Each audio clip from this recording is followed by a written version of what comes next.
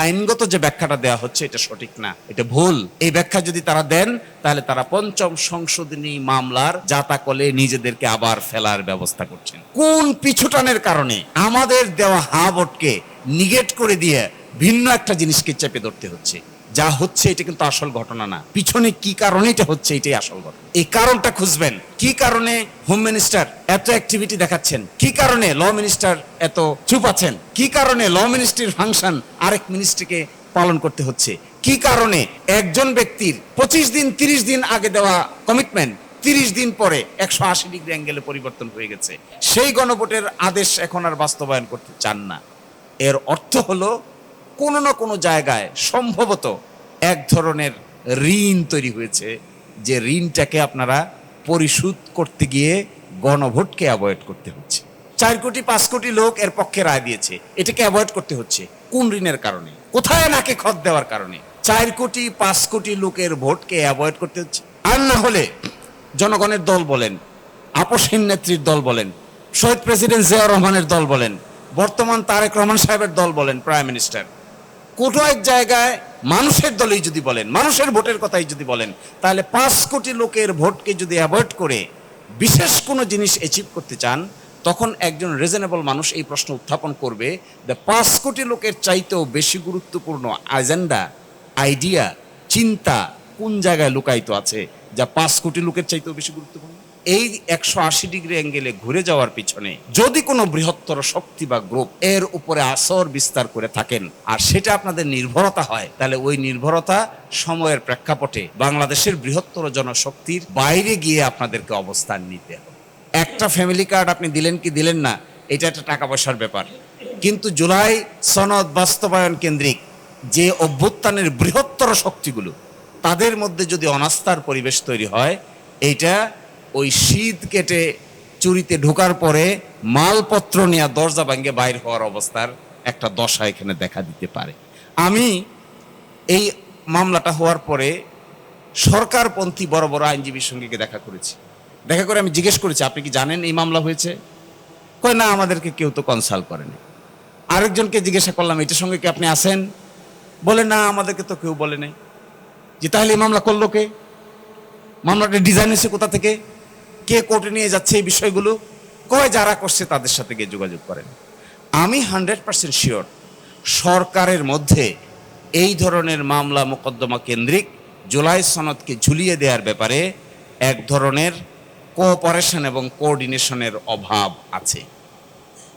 বিশেষ কোয়ার্টার বিশেষভাবে এই জুলাই সনদ বাস্তবায়নের ক্ষেত্রে সঠিক পথ অবলম্বন করা হোক, এটা না চেয়ে কারো কারো ব্যক্তিগত খায়েশ কিংবা চিন্তা ভাবনার বহিঃপ্রকাশ আধিপত্যবাদের মতো আমাদের উপর চাপিয়ে দেওয়ার এক ধরনের বাস্তব নমুনা দেখা যাচ্ছে।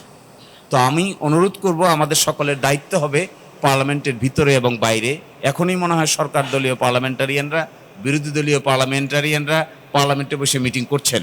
ভিতরে এবং বাইরে আমাদের সকলের, আর কোর্টের ভিতরে তো আমরা আছি, যতটুকু আমাদের জীবন আছে, যত সময় আমাদের নিঃশ্বাস আছে, ততক্ষণ পর্যন্ত জুলাই সনদ আইনের দৃষ্টিকোণ থেকে অসাংবিধানিক ঘোষণা করে দিতে পারবে, এর বিরুদ্ধে যত ফাইট করতে হয় আমরা শেষ পর্যন্ত ফাইট চালিয়ে যাব ইনশাআল্লাহ।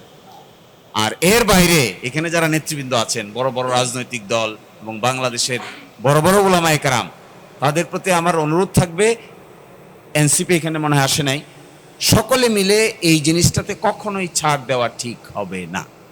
এটা এমন, লাস্ট কথাটা হলো আমার এটা, সাংবিধানিক সংকট তৈরি তারাই করছেন।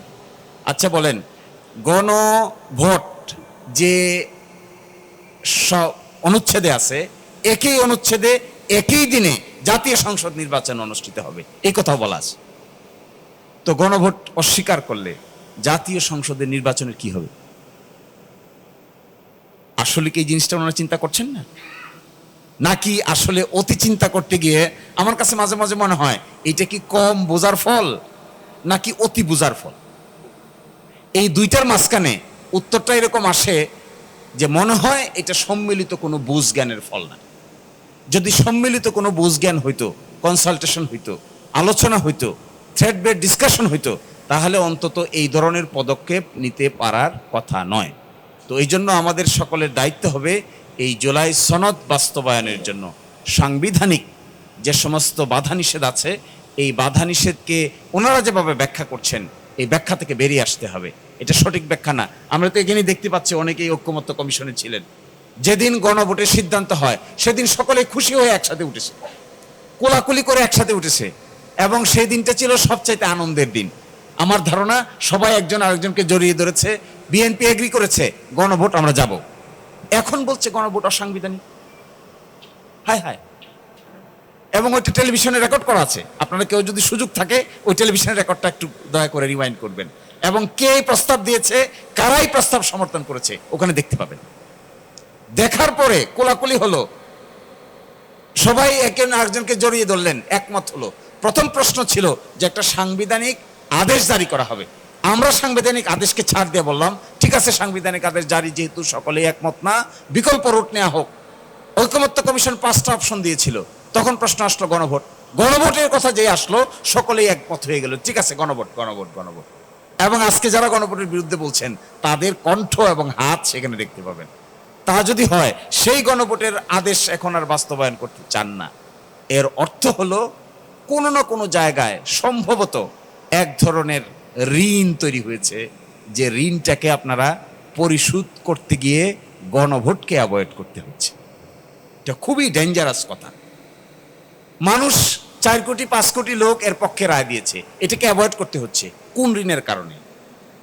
কোথায় নাকে খত দেওয়ার কারণে? কোন জায়গায় নাক পাশে আবদ্ধ হয়েছেন, যে নাক পাশে আবদ্ধ হওয়ার ফলে 4 কোটি 5 কোটি লোকের ভোটকে অ্যাভয়েড করতে হচ্ছে? আর না হলে জনগণের দল বলেন, আপসহীন নেত্রীর দল বলেন, শহীদ প্রেসিডেন্ট জিয়াউর রহমানের দল বলেন, বর্তমান তারেক রহমান সাহেবের দল বলেন, প্রাইম মিনিস্টার, কোটো এক জায়গায় মানুষের দলেই যদি বলেন, মানুষের ভোটের কথাই যদি বলেন, তাহলে 5 কোটি লোকের ভোটকে যদি অ্যাভয়েড করে বিশেষ কোনো জিনিস অ্যাচিভ করতে চান, তখন একজন রিজনেবল মানুষ এই প্রশ্ন উত্থাপন করবে যে 5 কোটি লোকের চাইতেও বেশি গুরুত্বপূর্ণ এজেন্ডা, আইডিয়া, চিন্তা কোন জায়গায় লুকায়িত আছে যা 5 কোটি লোকের চাইতেও বেশি গুরুত্বপূর্ণ?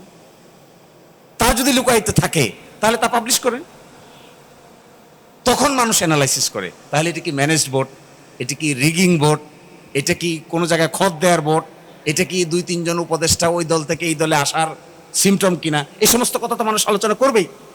আর তার যদি না করে আপনারা সরাসরি করতেন, ঠিক আছে একমত হয়েছে জুলাই চার্টার বাস্তবায়ন হবে, আমরা শপথ নিব, পার্লামেন্টে যাব, 180 দিনের মধ্যে সংস্কার পরিষদ হবে, এর ভিতরে সংস্কার শেষ, তারপরে নতুন পার্লামেন্ট যাত্রা শুরু করবে, বাস শেষ, তাহলে তার কেউ প্রশ্ন তুলতো না।